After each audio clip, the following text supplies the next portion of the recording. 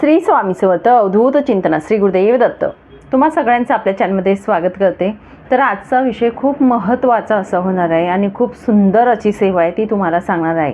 ही सेवा आपल्याला जर मूलबाळ होत नसेल, संतती होत नसेल, संतती होण्यासाठी तुम्ही डॉक्टर दवाखाना करून थकलेले आहेत, डॉक्टरांनी सुद्धा नाही सांगितलेलं आहे की आता आम्ही काहीच करू शकत नाही, त्यावेळी तुम्हाला सांगेल तेव्हा स्वामींना शरण जा, देवाला शरण जा आणि सांगते ही सेवा आता तुम्ही सगळं करून थकलेत तरीसुद्धा तुम्हाला सांगेल ही सेवा केल्याने तुम्ही मनापासून श्रद्धेने नियम पाळून जर व्यवस्थित ही सेवा केली, नित्यसेवा तुमच्या घरात घडत असेल तर नक्कीच ही सेवा जर तुम्ही केली तर 100% नाही तर 1001% मी तुम्हाला गॅरंटी देऊन सांगते की नक्कीच तुम्हाला संतती होणारच होणार।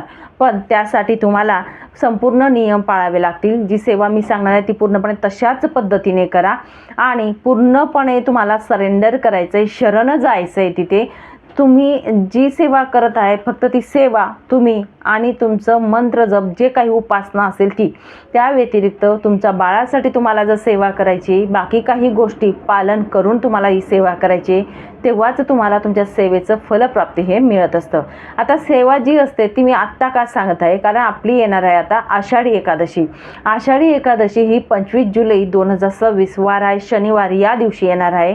एकादशीच्या दिवशी सुरुवात आपण करायची आहे। या सेवेला सुरुवात ही एकादशीलाच केली जाते। एकादशी ही भगवान श्री हरी विष्णूंना अर्पण असते, बाळकृष्णांना अर्पण असते आणि त्याचं महात्म्य हे अगणित असतं। त्या दिवसापासूनच ही सेवा सुरुवात करू शकतो। म्हणून तुम्हाला जर संतती होत नाही, काही अडचण येत आहे, डॉक्टरांचे दवाखाने करून थकलेले आहेत किंवा तुम्हाला बघा दिवस राहत आहेत, गर्भपात वारंवार होत आहेत, दिवस राहतच नाही आहे, गर्भपात होत आहेत, अडथळे येत आहेत किंवा कधी पत्नीचा दोष, कधी नवऱ्याचा दोष निघत आहे, रिपोर्ट काढत आहेत, अशा गोष्टी जेव्हा घडत असतात तेव्हा तुम्हाला काही दोष असतात आणि ते निवारण झालेले असतील तरीसुद्धा तुम्हाला जर अडचण येत असेल तर नक्कीच ही सेवा तुम्ही 41 दिवसाची संकल्पयुक्त करायची आहे।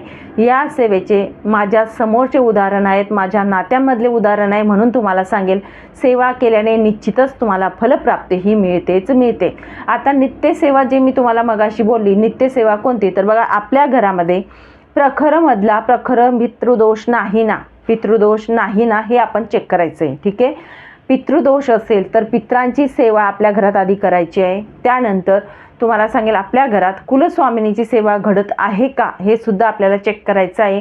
ती सुद्धा तुमच्या घरात होत असेल, पित्रांची सेवा तुमच्या घरात होत असेल, महाराजांची सेवा आपल्या घरात कुणी का असे ना, आपली सासू किंवा आपल्या घरात कोणी का असे ना, किंवा आपण स्वतः करत आहोत का, महाराजांचे 3 अध्याय नाही जमलं तर एक तरी अध्याय आणि महाराजांचा जप आपल्या घरात होणं खूप महत्त्वाचं आहे।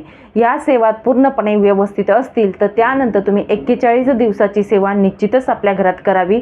या सेवा जर तुमच्या घरात घडत असतील, पितृसेवा, कुलदेवीची सेवा, या सेवा घडल्याने हे प्रश्न मार्गी लागतात, पण तरीसुद्धा या सेवा घडून सुद्धा अडथळे येत असतील तर नक्कीच ही छोटीशी सेवा तुम्हाला सांगत आहे ती निश्चितच तुम्ही करावी। एकादशीच्या दिवशी तुम्हाला सर्वप्रथम आपल्याला ज्या महिलांना समजा अडचण येत आहे त्यांनी संकल्प करायचा आहे। एकादशीच्या दिवशी जोडप्याने दोघी मिळून पती पत्नी दोघींनी आपल्याला देवघरासमोर बसून संकल्प करायचा आहे। संकल्प करत असताना तुमचं नाव, तुमच्या गोत्राचं नाव तिथे सांगावं, तुम्ही कोणती सेवा करणार आहे ते सुद्धा सांगावं। पुढे मी तुम्हाला सांगते सेवा कुठली करावी, ती सेवा आपण त्या संकल्पामध्ये सांगावं। 41 दिवसासाठी मी करत आहे, यथाशक्ती मी सेवा करत आहे, अखंड शब्द वापरू नका। आणि तुम्हाला बाळ प्राप्तीसाठी म्हणजे संतान प्राप्तीसाठी तुम्ही करत आहेत, आम्हाला संतान व्हावे म्हणून ही सेवा मी करत आहे, हे सुद्धा तुम्हाला तिथे सांगायचं आहे। संकल्पामध्ये सांगावं, संकल्प सोडावा आणि त्यानंतर पहिल्या दिवशी जोडप्यांनी मिळून सेवा करायची। आता बघा दररोज जोडप्यांनी मिळून सेवा केली, नवरा बायको दोघींनी मिळून सेवा केली तर अतिउत्तम, पण पुरुष मंडळी हे ऐकत नाही किंवा कंटाळा करत असतात, तर महिलांनी केलं तरीसुद्धा चालेल। एकादशी व्रत करता आलं तर नक्कीच करावा, नाही तुम्हाला शक्य झालं की एकादशी व्रत माझ्याकडनं काही होणार नाही तर नका करू तरीही चालेल, फक्त आपलं जेवणाच्या आधी ही सेवा दररोज आपण करून घ्यायची आहे 41 दिवस।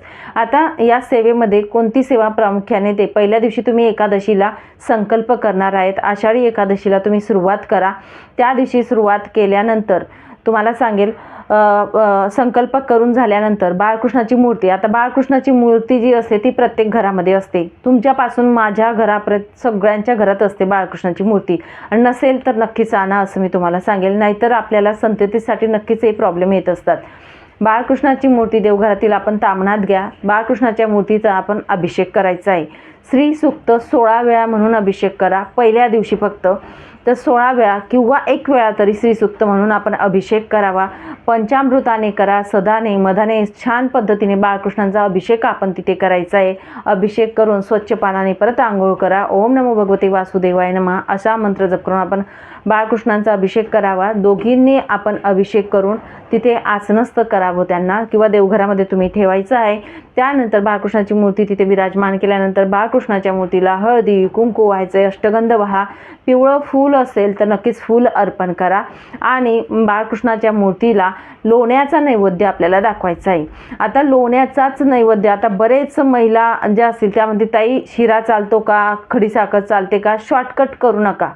सेवेमध्ये शॉर्टकट करू नका महिलांनो. मी नक्कीच सांगेल, ज्या व्यक्तींना खरंच अनुभव आलेला आहे, खरोखर अनुभव आलेला आहे, तुम्हाला सांगेल त्या व्यक्तीने लोण्याचाच नैवेद्य, तुम्हाला पाहिजे असेल ना फळ, लोण्याचाच नैवेद्य आपण दररोज 41 दिवस जेव्हा तुम्ही सेवा करणार लोण्याचाच नैवेद्य तुम्हाला दाखवायचा आहे.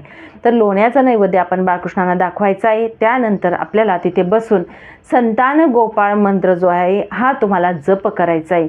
हा किती वेळा म्हणावा, तर बघा संतान गोपाळ मंत्र जो आहे तो किमान 1 माळ जप करायचा किंवा 5 माळी जप करायचा आहे. यथाशक्ती तुमच्या विश्वासाने, तुमच्या मनाने हा संतान गोपाळ मंत्र जो आहे हा पठण करायचा आहे. हा मंत्र जो आहे तो तुम्हाला नित्यसेवाचा जो ग्रंथ आहे त्यामध्ये तुम्हाला मिळून जाईल, तिथे तुम्ही बघावा. तर या मंत्राचा जप तुम्हाला तिथे बसून करायचा आहे. आणि त्यानंतर नमस्कार करावा. आणि जो लोण्याचा नैवेद्य तुम्ही ठेवलेला आहे हा नैवेद्य जी महिला असेल, ज्यांना दिवस राहत नाही अशी महिला जी असेल तर त्या पत्नीने हा लोण्याचा नैवेद्य ग्रहण करायचा आहे. घरात कुणालाही हा नैवेद्य द्यायचा नाही, पतीला सुद्धा द्यायचा नाही. जे अभिषेकाचं पाणी असेल ते तुम्ही प्राशन करायचं आहे, बाकी उरलेलं पाणी झाडांना टाकायचं आहे, कुणालाही ते पाणी सुद्धा द्यायचं नाही. या पद्धतीने सेवा करायची आहे. आता पहिल्या दिवशी आषाढी एकादशीला अशी सेवा करावी. दुसऱ्या दिवशी काय करावं, तर बघा दुसऱ्या दिवशी शक्य झालं तर अभिषेक करावा बाळकृष्णाचा. अगदी ओम नमो भगवते वासुदेवाय नमः या मंत्राने अभिषेक केला तरी सुद्धा चालेल. आणि साधा आपला अभिषेक करून आपण बाळकृष्णाची मूर्ती ठेवून द्या, विराजमान करा. दररोज 40 दिवस नंतरचे हळदी कुंकू अष्टगंध वहा, फूल व्हायचं आहे. यथाशक्ती फूल ना फुलाची पाकळी, नसेल तर तुळशीचं पान असतं, तुळशीचं पान आपण वाहू शकतो, ते व्हायचं आहे. त्यानंतर आपण लोण्याचा नैवेद्य अर्पण करावा. अर्पण केल्यानंतर आपल्याला परत हा मंत्र जो मी सांगितला हा आपल्याला दररोज नित्य नियमाने, पहिल्या दिवशी जर तुम्ही 1 माळ जप केला तर 41 दिवस, राहिलेले 40 दिवस सुद्धा 1 माळ जप करायचा आहे. पहिल्या दिवशी जर 5 माळी जप केला तर उरलेले 40 दिवस सुद्धा तुम्हाला 5 माळी जप करायचा आहे. या पद्धतीने तुम्हाला सेवा नित्य नियमाने दररोज करायची. तुमचा सेवेचा उपासना करायचा एकच वेळ ठेवला तर अतिउत्तम. जेवायच्या आधी सकाळी करा असं मी तुम्हाला निश्चितच सांगेल.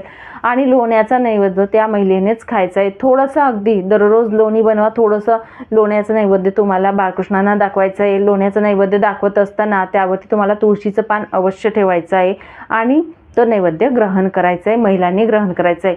बाकी दिवस जर पुरुष बसता आले तेवढे दिवस बसवावं त्यांना सोबत. जर सेवा उपासना करत असतील तर, नाही करत असतील तर आग्रह करू नका. पुरुष जे असतात त्यांना वेळ साध्य होत नाही, तर एकादशी ही 15 दिवसात येत असते, तर एकादशी ज्यावेळी असते त्यावेळी पुरुषांना पण सोबत बसवायचं आहे. या पद्धतीने तुम्ही ही उपासना करायची आहे. आता बघा आपण जो असतो संतान गोपाळ मंत्र म्हटला, त्याची उपासना आराधना केली, पण तुम्हाला सांगेल आपल्याला ही सेवा करत असताना काही नियम जे असतात ते सुद्धा पाळायचे असतात. तर एकादशीचा व्रत करता आला तर नक्कीच आपण करावा, काही मनात शंका घेऊ नका, पण निश्चितच करा असं मी तुम्हाला सांगेल. एकादशीचा उपवास आपण दिवसभरात करायचा आहे, दुसऱ्या दिवशी आपण सोडायचा असतो. या पद्धतीने करा. त्यानंतर तुम्हाला सांगेल आहार जो असतो या दिवशी पूर्णपणे उपवास केल्यानंतर द्वादशीला हात सोडायचा असतो, अशा पद्धतीने करा. आणि जर तुम्ही आहार घेत असणार तर भात वर्ज्य करायचं आहे, त्या दिवशी भात खाऊ नका, हे अवश्य मी तुम्हाला सांगेल. जर उपवास तुम्ही करणार नाही तर हा एक व्रत पाळा. आणि त्यानंतर तुम्हाला सांगेल या दिवशी आपल्याला पूर्णपणे सात्विकता बाळगायची आहे. सात्विकता म्हणजे काय, तर व्रताच्या दिवशी मनात कोणतेही वाईट विचार येऊ द्यायचे नाहीत. ब्रह्मचर्याचं पालन एकादशीला तुम्ही करायचं आहे. जरी संतान प्राप्तीसाठी तुम्ही ही सेवा करत आहेत, मात्र एकादशीच्या दिवशी तुम्ही उपवास करत आहेत, तर त्या दिवशी तुम्हाला ब्रह्मचर्याचं पालन करायचं आहे. घरात आनंदी असं वातावरण ठेवायचं आहे, सात्विक असं वातावरण ठेवायचं आहे. या पद्धतीने करा. परान्न घ्यायचं नाही, मांसाहार करायचा नाही जोपर्यंत 41 दिवस सेवा चालत असते तोपर्यंत. आता बऱ्याच महिलांचा असा प्रश्न असतो की ताई मध्ये सुतं किंवा विधी आली तर काय करावं, सेवा पुन्हा मी चालू करू का? तर बघा, हा नियम ज्या व्यक्तीला संतान प्राप्ती झाली आहे, 7 वर्षानंतर एका ताईंना संतान प्राप्ती झालेली आहे, त्या ताईंनी जी मी सेवा सांगितली या पद्धतीने केली, मात्र सुतक आलं होतं, मध्ये अडथळे आले, तर त्यांनी हा नियम न पाळता, म्हणजे जेवढं बघा आता आपली 20 दिवस सेवा झाली, कॅलेंडरवर खून करत चालायचं. ज्या दिवशी तुम्ही सेवा केली ती तिथे खून करून ठेवायची की आज मी सेवा केलेली आहे, मोजायचे. सुतक आलं 13 दिवस गॅप जातात, परत पुढचे मग कंटिन्यू तुम्ही पुढे करा तरीसुद्धा चालेल. 20 दिवस सेवा झाली, सुतक आलं मग पुढचा दिवस तो 21वा राहील. या पद्धतीने करा. फक्त तुम्हाला सांगेल, निस्सीम भक्ती, तुमच्या मनात विश्वास असणं खूप महत्त्वाचं आहे. आणि कोणाला वाईट बोलू नका, वाईट चिंतू नका. फक्त आपलं टार्गेट ठेवायचं, आपली सेवा, उपासना आपण, आणि आपल्याला पाहिजे असणारं ते संतान, जे आपल्याला बाळ पाहिजे असतं, ते आपल्या शुद्ध अंतःकरणापासून ही सेवा करायची. त्यासाठी आपण करत आहोत. त्यासाठी ह्या सगळ्या गोष्टींचा त्याग करायचा आहे. कोणाचं वाईट बोलू नका, वाईट चिंतू नका, कोणाचं काही घेणं देणं नाही. नामस्मरणामध्ये तुम्ही राहा. बाकी तुम्हाला श्री स्वामी समर्थ या मंत्राचा जप जास्तीत जास्त करायचा प्रयत्न करा, ठीक आहे. पण सांगेल, नित्यसेवा जी तुम्हाला मगाशी सांगितली, ही नित्यसेवा आपल्यात घरात झालेली आहे का हे बघणं पण खूप महत्त्वाचं ठरत असतं. आणि नित्यसेवा तुमच्या घरात होत असेल, पितरांची सेवा, कुलदेवीची सेवा, तर नक्कीच ही सेवा केल्यानंतर 100% नाही तर 1001% मी तुम्हाला सांगते, तुमच्या घरी बाळ गोपाळ नक्कीच जन्माला येत असतात.